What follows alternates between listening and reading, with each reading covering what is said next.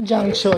So, ano tong injunction? Ito yung court order na pumipigil sa isang tao na gawin yung isang bagay or utos ng korte na gawin ng taong ito yung isang bagay.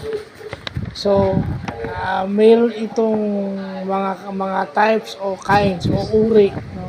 Permanent injunction is yung court order na kailangan tigilan mo na to. Kasi pag hindi mo sinunod yon, maaari kang makulong.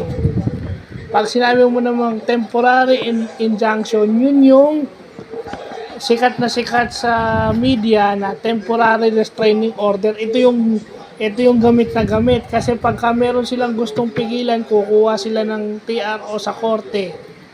TRO sa RTC, TRO sa Court of Appeals, TRO sa Supreme Court. Yeah.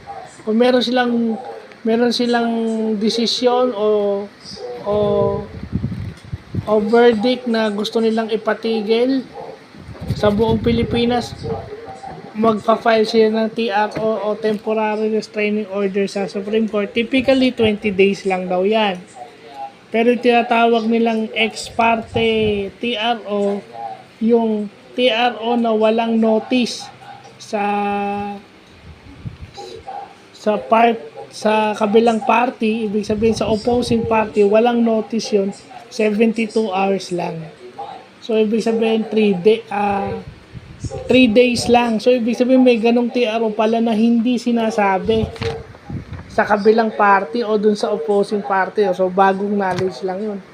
Itong injunction na to o itong TRO na to, tsaka itong hindi ko alam tong permanent nasabi to ng aking profesor sa college, si Pastor Sembrano.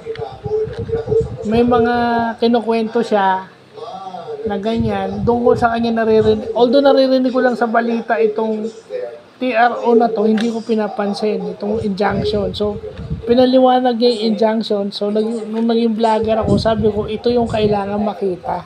Ito yung kailangan alam ng mga tao. Kasi kung yung mga politiko nga, kung meron sila, o kaya yung mga grupo, mga civil groups, democratic groups, kung meron silang gustong ipahinto pansamantala, kumukuha sila ng temporary injunction o temporary restraining order. And then yung preliminary injunction, yun naman yung restraining order habang dinidinig yung kaso. So yun, alam na natin yun na preliminary injunction, yun yung restraining order habang may court hearing. Wala kang pwedeng gawin hanggat may hearing.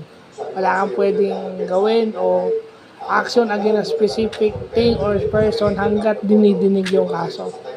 So ayan, butit alam na natin yan. Importante yan.